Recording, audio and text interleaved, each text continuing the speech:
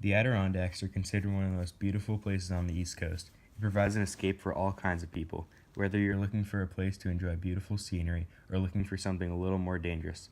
For some, it's a livelihood, providing goals for thousands of people, and for these people, each one has their own individual journey of how they became an Adirondack 46er.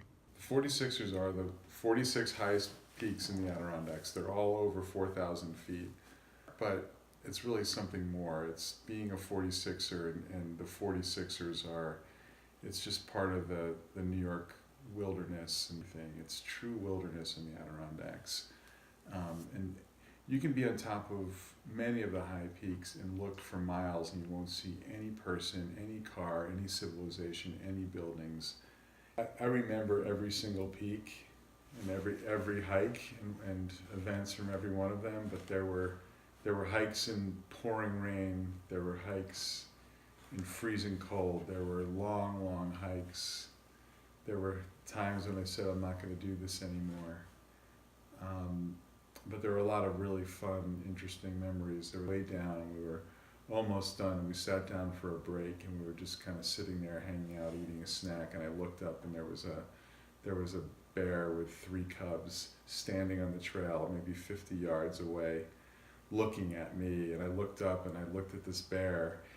I swear to God, we looked at each other, and I had my son and his friend, and the bear had her cubs, and we just kind of said we're going to go our separate ways, and it's like, we're cool. Alright, so the thing about hiking is it's just walking through the woods, but it's not about what happens, more just what you what you get out of it, you know? Like, for example, not on the hike, we went after hike, we saw a double rainbow in the sky.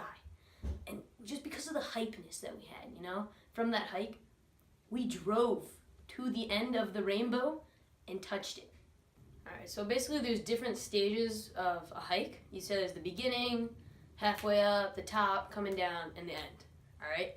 So in the beginning, you know, everyone's excited. They're not really thinking about it. They're thinking about getting to the top, finishing, just the experience. Everyone's really happy. You start hiking up. Everyone's getting a little tired, and you're panting. It's not as fun as you thought it would be.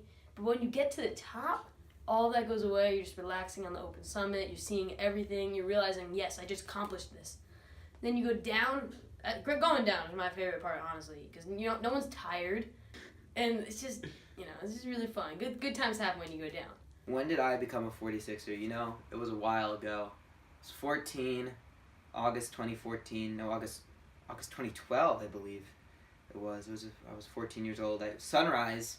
We woke up at sunrise. We left camp at 12 a.m. in the morning. We got up. We hiked through the middle of the night. Climbed on top of Phelps Mountain at 4:16 a.m. That's when I became a 46er. It was a really great experience. An interesting story, more of a tragic, dramatic story that I had when I was hiking it was a Cliff and Redfield hike. Cliff and Redfield is actually a pretty long mountain, 7 miles in, and it's 2 mountains that are not connected. You have to go up and down one, up and down the other. And I was with my 7-year-old brother, Miles, a little guy. He wanted to be a 46er. He did it, but the hike might have pushed him to his limits. We were coming down the second mountain. It was already 6 o'clock. The sun was setting, and he fell right on his face. And I, being a good big brother, picked him up. I said, Miles, we can do this. We're going to get out of here. Threw his pack over my shoulder, held his hand as he was crying, let him squeeze it, and I got him out. We hiked throughout the night, 4 miles in the dark. I kept giving him words of encouragement. He was scared. He cried. I'm pretty sure he wet his pants. But I helped him through it, and that was one of my most interesting stories, I think. It shows us how the mountains can test you and bring people closer together. My favorite hike. Well, first you have to ask the question, what is a mountain? Is it a rock? Is it a hill? And I think when you get to that point, you can really assess which ones you like the most. And my favorite hike, I have to say, it's probably one of my max hikes. That's Algonquin, Iroquois, and Wright. 3 gorgeous mountains. Not a hard hike to get into, but it's steep, all open-faced. By Wright, there's a cool plain. And I just have a lot of good memories. And the views are beautiful. It's just a really nice place. And when you get on top of the mountain air rushes through you. Just a great experience.